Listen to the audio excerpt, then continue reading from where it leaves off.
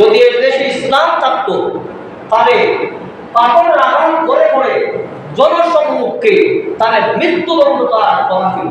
একটা মৃত্যুদণ্ড হয়ে গেলে আর কোন মায়ের সন্তানের সাহস হতো না আসিয়ার মতো কাউকে অসম্মান করা। কথা বলে ঠিক ইসলাম থাকলে, ইসলাম যদি থাকতো, এদেশে ইসলামী হুকুম যদি কায়েম থাকতো, তাহলে বাংলাদেশের নিরাপত্তা কর্মীরা তাকে অ্যারেস্ট করে জনসম্মুখে হাজার হাজার মানুষের সামনে পাথর নিক্ষেপ করে তারা হত্যা করে। ইসলাম নাই, এই জন্যে আজকে এগুলো বাড়তেছে। জিনার বিচারের শাস্তি কিছু নেই।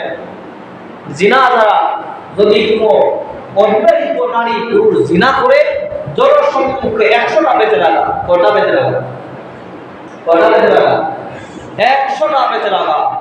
মানুষের সামনে তারা আঘাত করলে এই লজ্জায়, এই শরমে হাজার হাজার যুবক যুবতী জিনার পথ ছেড়ে দেয়। কিন্তু আমরা এই কাজটা করতে পারি না। আমাদের দেশে ইসলাম নাই, মুসলমান আমরা।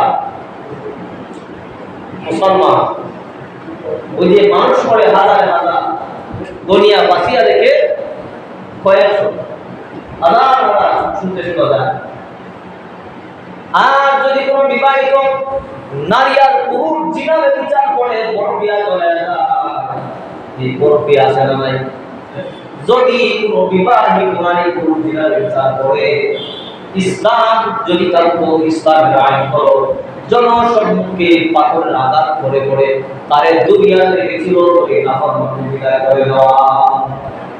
যদি দেখেন তো সারা দেশে একটা মানুষ সেই রকম এই আসিয়ার দর্শিতাকে যদি জনসম্মুখে জনসাধারণের সামনে আইন শৃঙ্খলা রক্ষাকারী বাহিনী অ্যারেস্ট করে পাথরের আঘাত করে তারে মেরে ফেলতো, ইসলাম যদি তার এই কাজটা করতো, আর কেউ সাহস হতো, আর কেউ সাহস দেখাতো না, আর কেউই সাহস করতো না।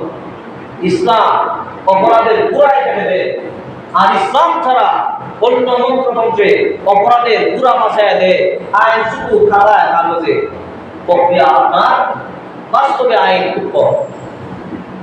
এই জন্য আমরা এদেশে ইসলাম কায়েম হোক, এই জন্য সবার চেষ্টা করতে হবে। ইসলাম কায়েম হলে আপনার যাকাতের ওয়াদা মসজিদে মসজিদে বলার কোনো প্রয়োজন ছিল না।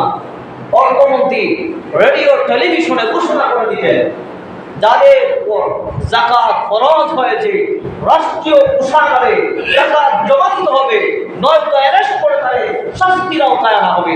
একটা ঘোষণায় হাজার হাজার crore crore billion trillion dollar আপনার যাকাত ফান্ডে জমা হয়ে যেত। এদেশ আর গরিব থাকতো না, গরিব আর ধনীর বৈষম্য থাকতো না, বৈষম্যহীন ইসলামিক সমাজ এদেশে বিনির্মাণ হয়ে যেত। আর মসজিদে বলার প্রয়োজন ছিল না।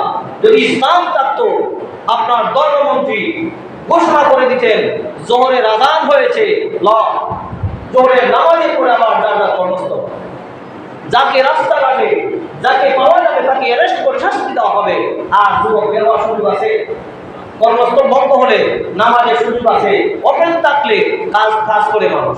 যখন সরকারিভাবে নিষেধ হয়ে যাবে, লকডাউনে কেউ বের হওয়ার সুযোগ পেয়েছে, মাত্র একটা আইনে, একটা কানুনে, একটা হুকুমে আর কেউ ঘর থেকে বের হয় না।